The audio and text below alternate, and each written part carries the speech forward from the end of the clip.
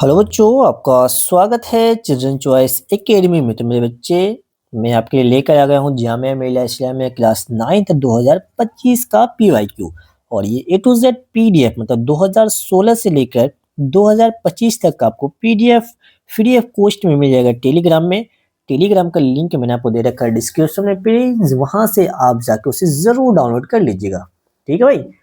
तो मेरे दोस्त, मैं आपसे थोड़ा सा आज बात करना चाहूँगा, क्योंकि है ना, आप 2026 के लिए जो बच्चे तैयारी कर रहे हैं उसके लिए स्पेशल है कि भाई देखो, मैं आपको बोलता हूँ ना, आप पीवाई को ज़रूर कीजिए। वो भी कहाँ से करना, 2016 से ही करना है। तो देखो, 2016 से लेकर 2024 तक का मैंने आपको पीवाई को पूरा कंप्लीट अब तक करवा दिया है। ठीक। और आज है आपका 2025। जो लास्ट ईयर जो पेपर हुआ था, मैं आपको उसमें बता दूं, अभी आपको पीवाईक्यू भी करवाऊंगा। तो इस साल मतलब 2025 में जो पीवाई, आपको पता है कितने क्वेश्चन आए थे? 25 क्वेश्चन आए थे। कितने आए थे? 25 क्वेश्चन आए थे।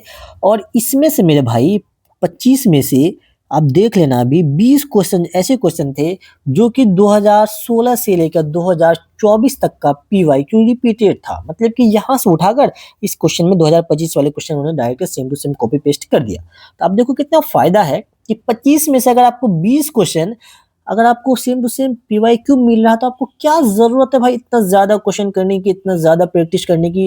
इसलिए मैं आपको कहता हूँ कि आप उतना सा क्वेश्चन कीजिए, उतना ही प्रैक्टिस कीजिए, उस लेवल का क्वेश्चन कीजिए जो कि आपका एग्जाम क्लियर कर ले। अभी आपको पीएचडी करने की कोई जरूरत नहीं है, अभी आपको ज्ञान लेने की कोई जरूरत नहीं है। अभी आपको एग्जाम के समय में भाई आप ज्यादा पढ़ के क्या करोगे? उतना पढ़ो ना जो कि आपके एग्जाम में आ रहा है, जहां से आपका सिलेक्शन होने की पॉसिबिलिटी है, तो आप उतना सा कीजिए। इसलिए मेरे भाई, मेरे आपसे एक ही रिक्वेस्ट है मेरे दोस्त, है ना, कि आप क्या कीजिए, 2000 आपको प्लेलिस्ट मिल जाएगा, लिंक डिस्क्रिप्शन में मैं दे दूंगा, और आप प्लेलिस्ट में जाकर चेक कर लेना।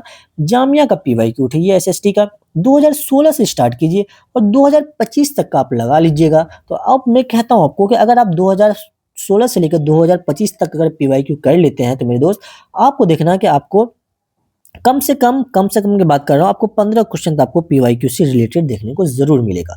2025 में 20 क्वेश्चन आया, लेकिन आपके एग्जाम में 15 क्वेश्चन तो मिनिमम आता ही आता है। 20 क्या 25 के 25 क्वेश्चन में आपको सेम टू सेम देखने को मिल सकता है, नो डाउट इसमें।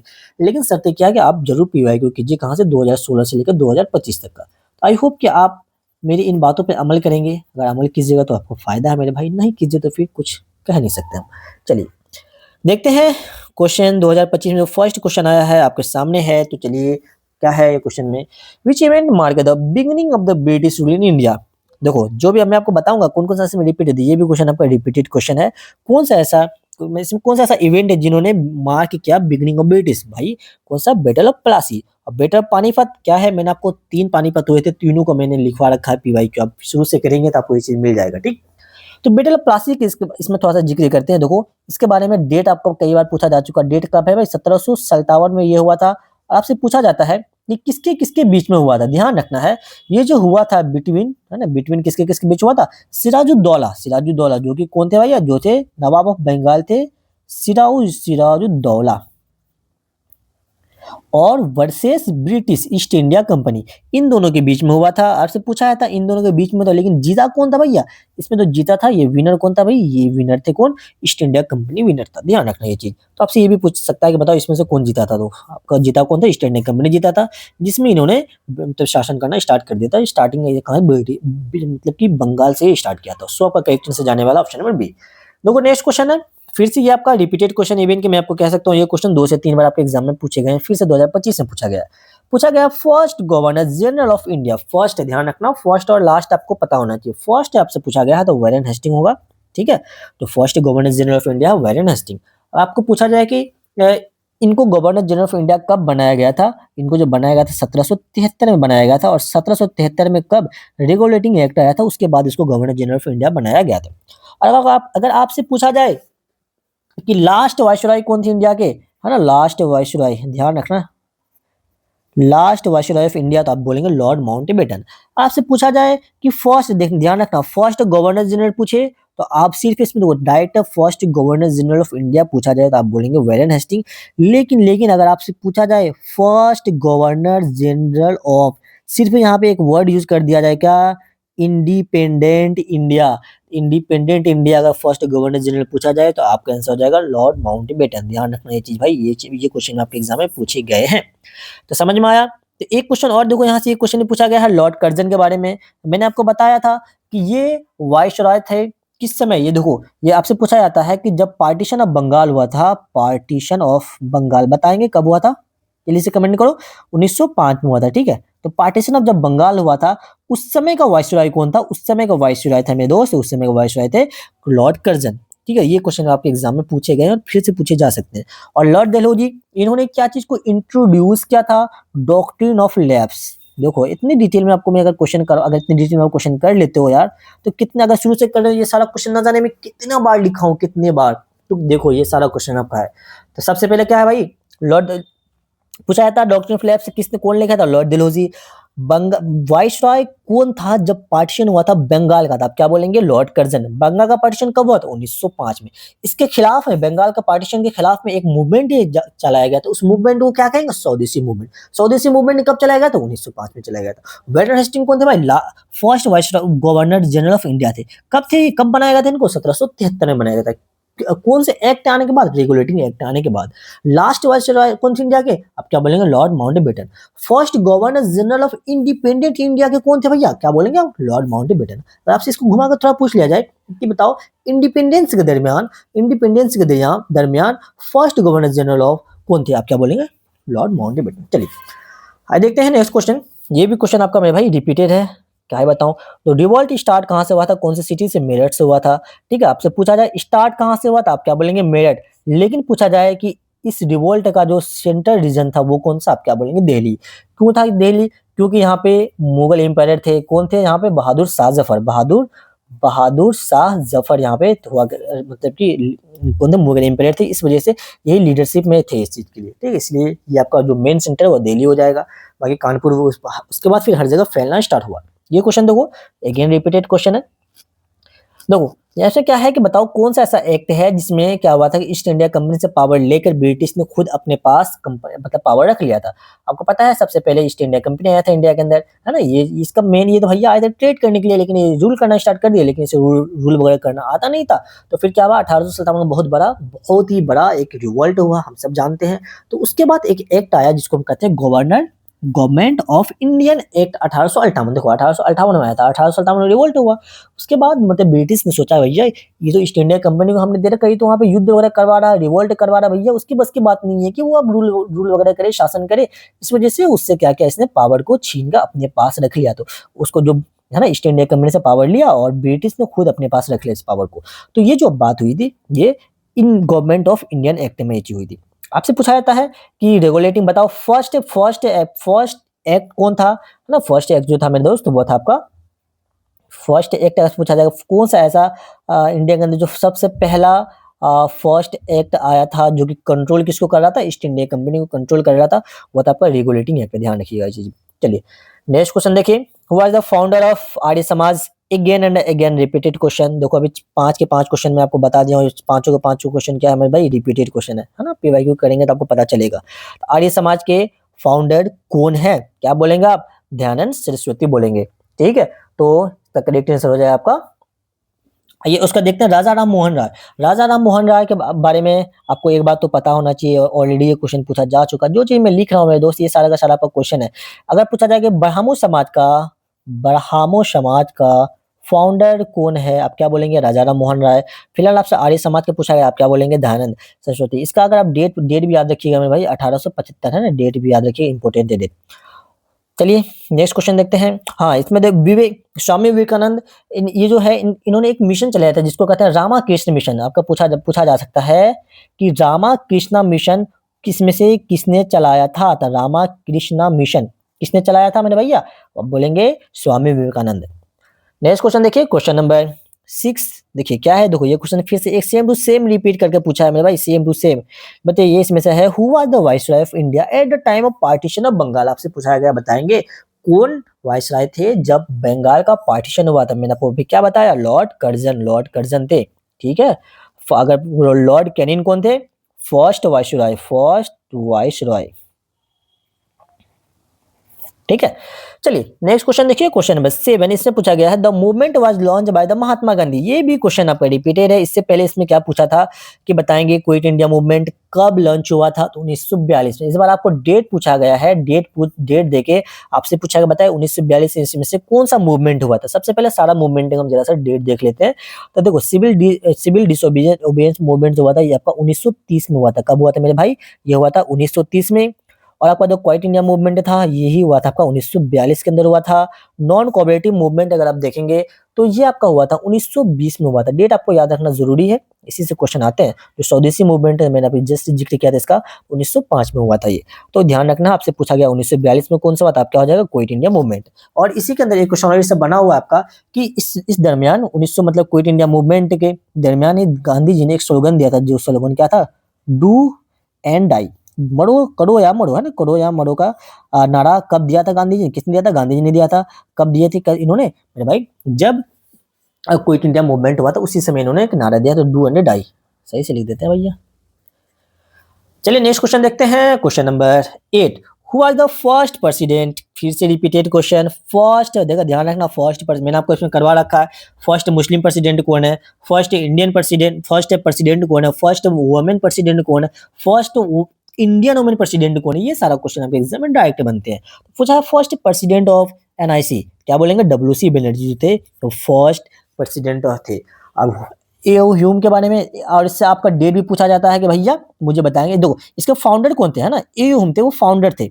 आपसे पूछा गया है ये क्वेश्चन कई बार कि बताएंगे जो इंडियन नेशनल कांग्रेस है उसका फाउंडर कौन है, तो फाउंडर ऑफ आईएनसी कौन थे भैया?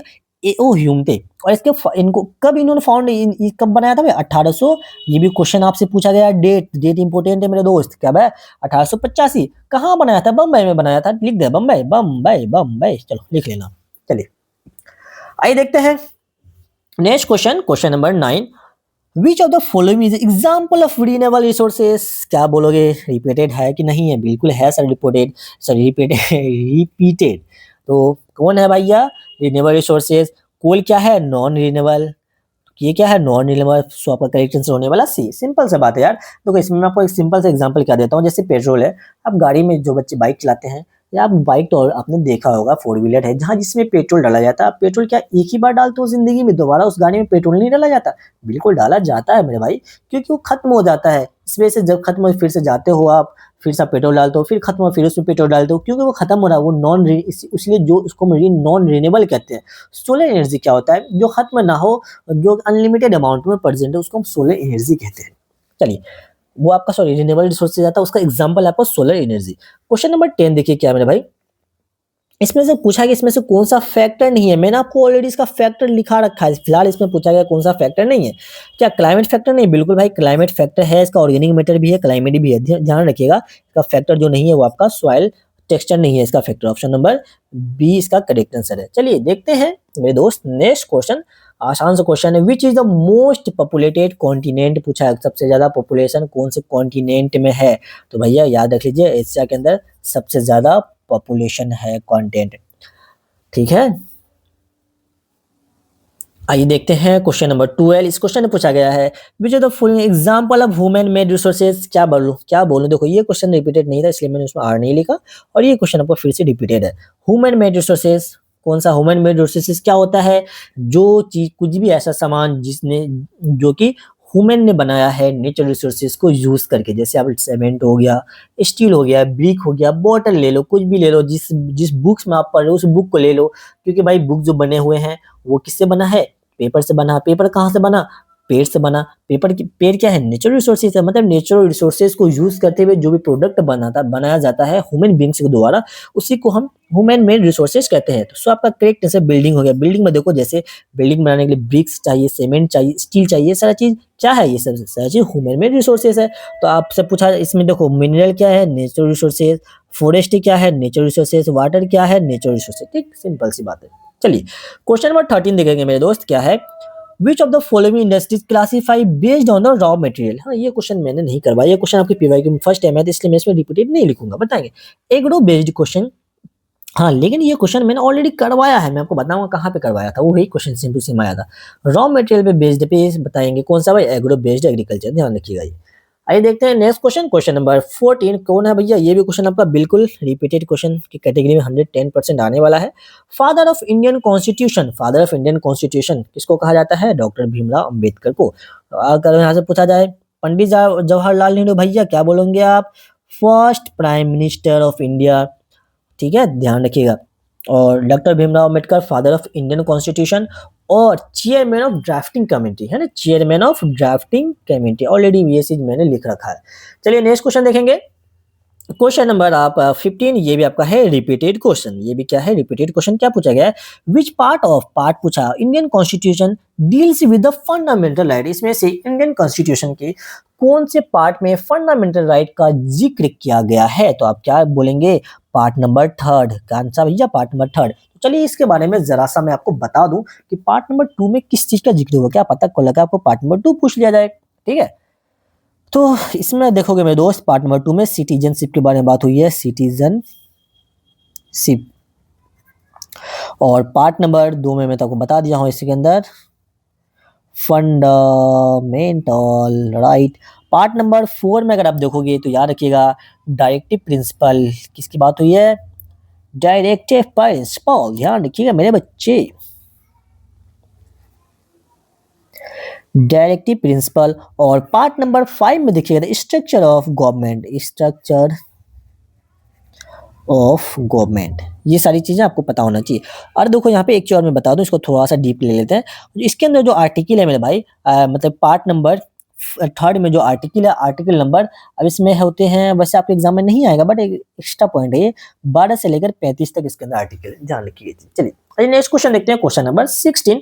भैया ये क्वेश्चन को ऐसा कीजिए ना, अभी एक पेपर में लिखो इस क्वेश्चन को और इसको घोल जाओ, जिस बच्चों को याद नहीं हो रहा ये क्वेश्चन न जाने, मुझे तो लगता है हर साल ही पूछा गया, 10 बार अब तक हो चुके होंगे, है ना, हर साल पूछे गए, इवन एक साल तो 2-2 बार भी पूछे गए घुमा फिरा के। क्या है भैया? कौन से आर्टिकल में इंडियन कॉन्स्टिट्यूशन, कौन सा ऐसा आर्टिकल है जिसमें अनटचेबिलिटी को अबलिश मतलब खत्म कर दिया गया है? तो कौन सा है भैया? याद करो, रट्टा मार लो रट्टा, ये क्वेश्चन तो न जाने कितने बार पूछे गए हैं। मैं अगर इसमें 1000 भी स्टार पॉइंट लगा दूं तो फिर भी कम होंगे। तो आपका आर्टिकल नंबर 17 में ऐसा हुआ है। तो चलिए देख लेते हैं क्या बोलते हैं इसको, इसमें देख लेते हैं कि भैया आर्टिकल 14 में क्या बात हुई है, ठीक। 14 में देखते हैं, इसके अंदर याद रख लीजिएगा ये क्या कहता है, equality, equality, equality before law, before law. और आर्टिकल नंबर 16 देख लीजिएगा, इक्विलिटी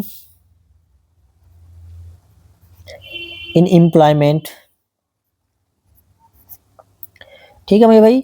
और आर्टिकल नंबर 19 देखिएगा, फ्रीडम ऑफ स्पीच, ये चीज इसके अंदर कही गई है। आई होप कि आप लोग वन शॉट वीडियो देख रहे हो यार, वन शॉट में मैंने सारा चीज करवा रखा, आप वहां से जरूर ये चीज कंप्लीट कर लीजिएगा। आप वन शॉट कर लेते हैं तो आपको A to Z क्वेश्चन वहां से देखने को मिलेगा, और साथ के साथ पीवाई को तो वो करना ही करना है।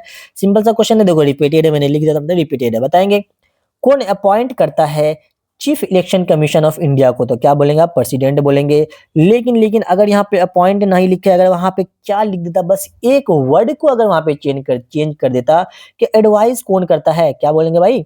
जो देखो प्रेसिडेंट को कौन एडवाइस करता है, अपॉइंट तो प्रेसिडेंट किया, लेकिन भाई ये किसके एडवाइस पे ये काम करते हैं? एडवाइस गिवन बाय, आप क्या बोलेंगे? प्रेसिडेंट, सॉरी पीएम इसको एडवाइस देते हैं। एडवाइस कौन देता है? पीएम देता है, ध्यान रखिएगा। आइए देखते हैं नेक्स्ट क्वेश्चन, क्वेश्चन नंबर 18। फिर से आप इसको रिपीटेड की कैटेगरी में बिल्कुल रखिएगा। The minimum age required for the contest of the Lok Sabha election, बताएंगे कितना मिनिमम एज होना, मिनिमम पूछा गया है, तो मिनिमम आपका 25 ईयर होना चाहिए। अगर आपसे देखो यहाँ पे 18 ईयर क्या है, अगर आप 18 साल के हो जाते हैं तो आपको राइट हो जाता है वोटिंग कराना, वोट कर सकते हैं आप, ध्यान रखिएगा। नेक्स्ट क्वेश्चन देखिए, क्वेश्चन नंबर 19, इसको भी है ना घोला बना के, मतलब कि पानी में डाल के इसको अच्छे से घोल के पी जाइए, पीना नहीं मजाक कर रहा, लेकिन मतलब कहने का मतलब उसको याद कर लीजिए अच्छे से, ठीक है मेरे दोस्त।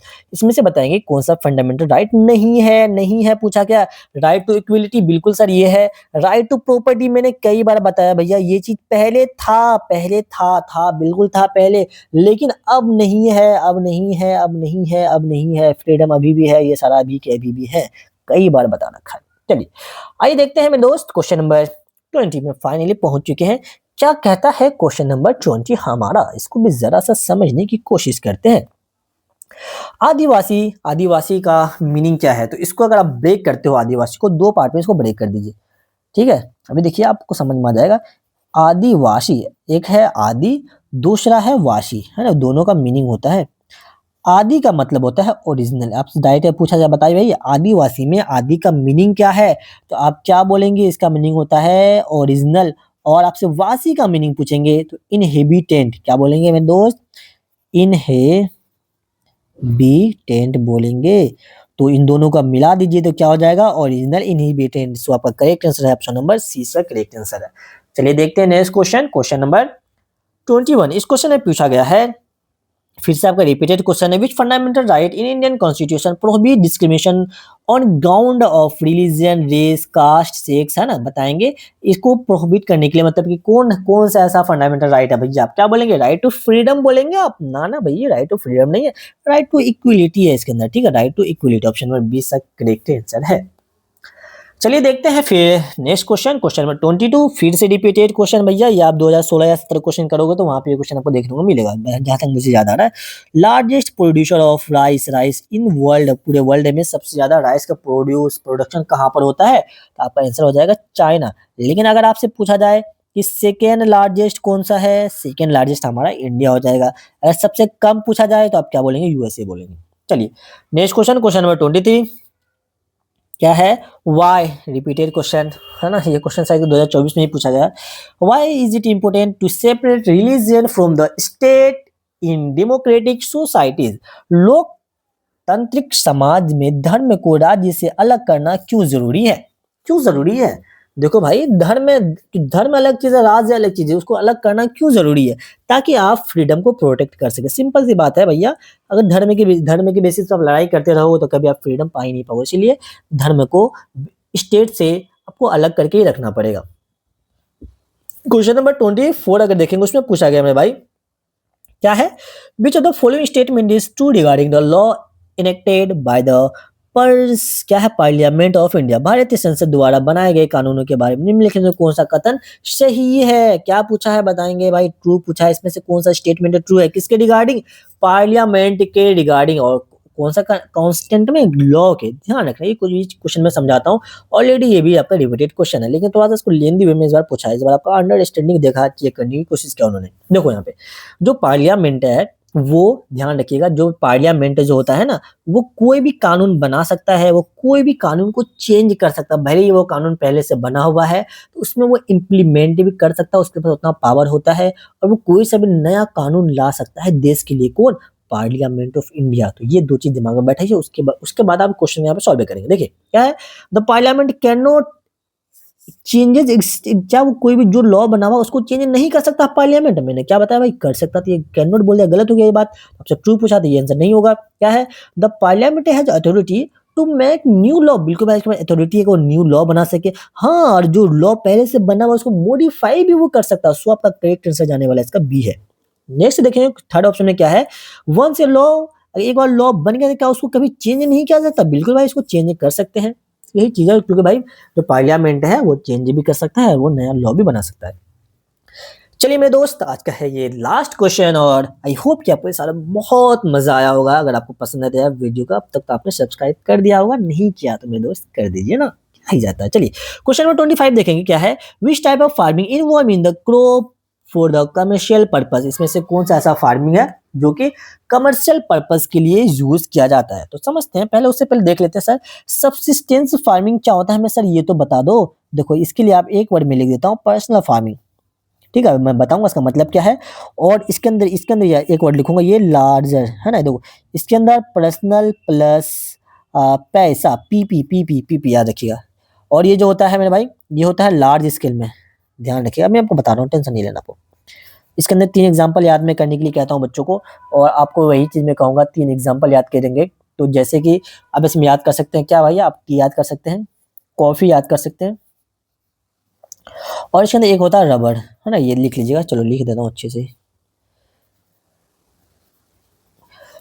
चलो अब मैं समझाता हूँ। देखो जो आपका सब्सिस्टेंस फार्मिंग होता है वो पर्सनल, मतलब कि कोई कोई बंदा है उसको इतना सा ज़मीन है, तो उस ज़मीन में वो इतना सा अगर खेती कर लेता है तो उसको 1 साल का उसका राशन निकल जाता है, 1 साल का खाना-पीना, 1 साल का ज़रूरत जो होता है, इतना सा खेती करने से उसका कंप्लीट हो रहा है, उसको बेचने-वोचने से पैसे उससे कोई मतलब, बस उसका ज़रूरत पूरा हो रहा है इतने से फार्मिंग से। तो ये आपका आ जाएगा कौन सा, सब्सिस्टेंस फार्मिंग। एक वहीं पे दूसरा बंदा है जो इतना सा तो उसका ज़रूरत पूरा, लेकिन वो चाह रहा है कि भैया हम ऐसा करें ना, मैं इतना सा एक्स्ट्रा में कर लूँ ताकि मेरे को यहाँ से कुछ पैसे भी आ जाए, साथ के साथ ज़रूरत तो पूरा हो रहा है यहाँ से और साथ के साथ उसे कुछ न कुछ पैसा भी चाहिए। तो वही आपका कहलाता है कमर्शियल फार्मिंग। और आपका जो प्लांटेशन है वो जितना भी उसको ज़मीन है, पूरे ज़मीन में उसने क्या कर दिया भाई, फार्म कर दिया, पूरा प्लांटेशन कर दिया, पैसे के लिए बस क्रॉप है ना, जिसको हम क्रॉप प्लांटेशन भी कहते हैं, कैश प्लांटेशन भी कहते हैं। तो ये पूरे ज़मीन में उन्होंने क्या कर दिया, प्लांटेशन कर दिया, तो वो आपका कहलाता है प्लांटेशन। तो आई होप कि आपको ये चीज़ क्लियर हो गया। फिलहाल आपका करेक्ट आंसर जाने वाला कमर्शियल फार्मिंग। ऑर्गेनिक फार्मिंग क्या होता है, ये नॉर्मल जो फार्मिंग होगा जिसमें हम जो भी कमर्शियल के लिए सिंपली इसको नहीं रखेंगे, ये इसमें सिंपली आप ये कर लीजिए कि एक मेथड ऑफ फार्मिंग है जिसके अंदर हम फर्टिलाइजेशन यूज़ नहीं करते। तो आई होप कि आपको सारा का सारा क्वेश्चन बहुत अच्छे तरीके से समझ में आया होगा। तो मैं जो बात करता हूँ वीडियो के बीच में मेरे दोस्त, देखो ये आपका एएमयू जामिया क्रैश कोर्स के नाम से एक प्लेलिस्ट बना हुआ है, तो प्लीज़ आप इसे ज़रूर कंप्लीट कीजिए। इसके अंदर ऑलरेडी 6 लेक्चर आ चुके हैं। अभी आप जब आप देखेंगे तो आई थिंक ज़्यादा लेक्चर आ गए होंगे। देखो यहाँ पे वन शॉट है वीडियो, पहले का स्क्रीनशॉट लिया हुआ है इसलिए आपको 6 नज़र आ रहे हैं, लेकिन इसमें मैं आपको कंप्लीट करवा दूँगा, ठीक? तो यहाँ पे देखो एक-एक वीडियो आपका 37 मिनट, 50 मिनट, 57 मिनट, मतलब 1 घंटे से कम के ही वीडियो हैं। तो आप इसे कंप्लीट कीजिए। अगर इसको आप कंप्लीट कर लेते हैं ना, चाहे आप एएमयू के स्टूडेंट हो, चाहे आप जेएमआई की तैयारी कर रहे हो, तो मेरी गारंटी है कि इससे बाहर आपको एक भी क्वेश्चन देखने को नहीं मिलेगा। तो अब आपको करना क्या है मेरे भाई, आप पीवाईक्यू कीजिए और आप वन शॉट कीजिए। इतना कर लेते हैं ना, आपका एसएसटी में 25 नंबर लाने से कोई नहीं रोक सकता। इसमें देखो मैं एसएसटी करवा रहा हूँ फिलहाल, उसके बाद मैं आपको इसमें साइंस भी कंप्लीट करवाऊँगा, देन आपको इसमें मैथ्स भी मैं कंप्लीट कराऊँगा, ए टू ज़ेड सारा का सारा कांसेप्ट, और आपको बिल्कुल भी दिक्कत नहीं होगी। और देखो, और जिस बच्चे को थोड़ा-सा और भी ज़्यादा प्रैक्टिस करना है, तो आप इसको प्रेफ़र कर सकते हैं ना। देखिए वन शॉट तो आपको कीजिए, वन शॉट के बाद आप यहाँ से क्वेश्चन प्रैक्टिस कर लीजिए एक्स्ट्रा में। यहाँ पे देखो हर चैप्टर वाइज़ मैंने यहाँ पे 20 इम्पोर्टेंट क्वेश्चन करवाया। हर चैप्टर से 20-20 क्वेश्चन मान लेते हैं, ये चैप्टर 20, इससे 20, हर चैप्टर से। अगर इसको आप देखो यहाँ पे इसको करेंगे ना, इस क्वेश्चन को सॉल्व करके पीवाई को सॉल्व करोगे, आपको लगेगा सर ये तो आपने ऑलरेडी पहले करवा दिया है। हाँ भाई, आप कहाँ से कहीं से भी सॉल्व कीजिए ना, आप वहाँ पे मैं एक-एक कोई ऑप्शन को मैंने एक्सप्लेन कर रखा है। तो आपको करना क्या है, सिंपल वे में ये बता दूँ। अब आपको एसएसटी के लिए जो फाइनल प्लान है आपका, वन शॉट को कंप्लीट कीजिए, साथ के साथ आप पीवाईक्यू कीजिए, और क्या कीजिए भाई, आप क्वेश्चन प्रैक्टिस जो मैंने करवा रखा है टॉप 20 क्वेश्चन, इतना भी आप कर लेते हैं तो आपकी मेरी गारंटी है मेरे दोस्त, आपको 25 क्वेश्चन के 25 क्वेश्चन आपको देखने को इन्हीं 3 चीज़ों से मिल जाएगा, one shot, PYQ and question practice. और ऐसा नहीं कि भाई इसको करने में बहुत ज़्यादा टाइम लगेगा। अगर आप वन शॉट देखते हैं तो एक-एक वीडियो यहाँ पे 1 घंटे का मान लेता हूँ, है ना? 1 आवर का एक-एक वीडियो मान लेता हूँ 1 आवर का। और अब अगर आप देखते हैं मेरे भाई, मेरे दोस्त क्या चीज़ का देखते हैं, अब पीवाईक्यू देखते हैं तो 30 मिनट, ये भी देखते हैं मतलब कि एक चैप्टर में आपको कितने देर देने होंगे, 2 घंटे देने होंगे। 2 घंटे अगर आप एक चैप्टर में देते हैं तो आपका एक चैप्टर अच्छे लेवल पे कंप्लीट हो जाएगा। मुझे पता है आप सब में से बहुत बच्चे ऐसे होंगे जो कि स्पीड बढ़ाकर देखते हैं, तो आपको मैक्सिमम आपको 1.5 घंटा देना होता है। 1.5 घंटा एक चैप्टर को दीजिए, एक दिन में एक चैप्टर निपटाइए अच्छे तरीके से। और पीवाई को आपको क्या करना है, देखो आप करना क्या है, तो सबसे पहले आप, अगर जिस बच्चा का सिलेबस बिल्कुल ही कंप्लीट नहीं, वो पीवाईक्यू करो पहले, उसके बाद आप इस क्वेश्चन को कर लो। उसके बाद जब आपका सिलेबस कंप्लीट हो जाता है, देन आप आइए पीवाईक्यू में, ठीक है? देन आप आइए पीवाईक्यू में, ताकि आपको पीवाईक्यू में हर चैप्टर का है ना मर्ज वे में कराता हूँ, ताकि आपका डेली हर चैप्टर आपका रिवाइज होता रहे यहाँ पे। आई होप कि आपको ये सारी चीज़ें समझ में आई होगी। फिर भी अगर आपको कोई भी दिक्कत है, कोई परेशानी, कोई तकलीफ हो, तो आप क्या कीजिए, आप मुझे इंस्टाग्राम आईडी है मेरे भाई, आपके दोस्त का मतलब मेरा है इंस्टाग्राम आईडी, आप मुझे यहाँ पे शेयर कर सकते हैं अपना प्रॉब्लम, वैसे फॉलो भी कर सकते हैं आप। तो आप क्या कीजिए, वीडियो को जल्दी से सब्सक्राइब कर लीजिए चैनल को, और वीडियो को जल्दी से लाइक कीजिए, वैसे दोस्तों को अपने ज़रूर शेयर कीजिए। चलिए मिलते हैं फिर नेक्स्ट वीडियो में, तब तक के लिए ओके बाय, अपना ख्याल रखें और अच्छे से बस पढ़ाई करते रहें।